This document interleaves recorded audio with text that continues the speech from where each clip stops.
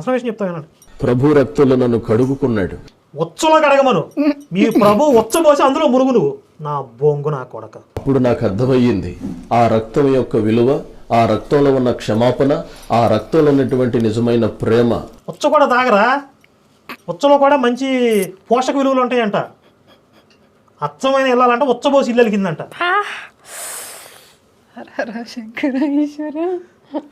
నేను ముందే చెప్పినప్పుడు నా శివుడు జోలికి వచ్చిన తర్వాత నేను కంట్రోల్లో ఉన్నాను చెప్పా. ఇలాంటి వీడియోలు మళ్ళీ రావాలంటే మీకు మీ పీసు కూడా ఉచ్చబడాలి. నేను తెలుసుకోగలిగాను ప్రభు నా దీని కాలకం తీసి తొక్కండి, దీని ఉచ్చబోయింది. ఈ పరిశుద్ధ గ్రంథం ఎట్లా అయిపోయింది? మనిషి తయారు చేసిందే కదా. అవును. మరి గుళ్ళో ఉన్న.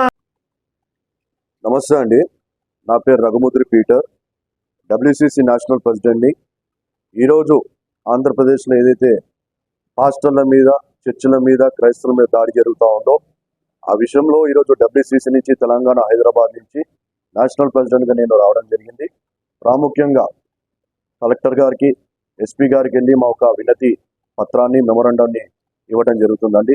మా డిమాండ్ వచ్చి ఒకటే ఉంది.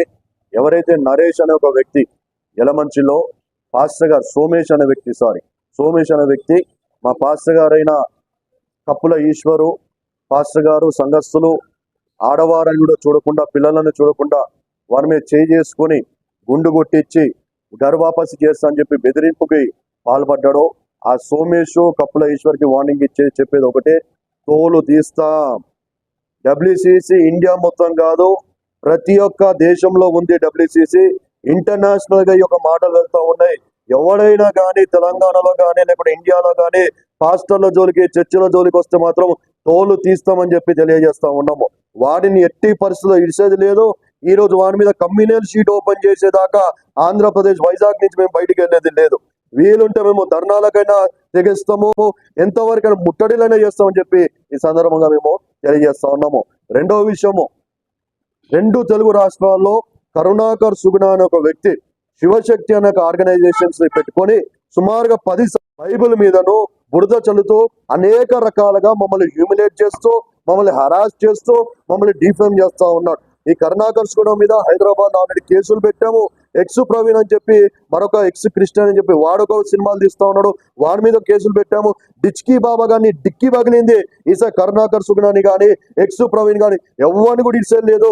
లీగల్ గా వెళ్తాము, మీరు దాడులకు వస్తే మేము కూడా తోలు తీస్తామని చెప్పి సమయంగా తెలియజేస్తాం.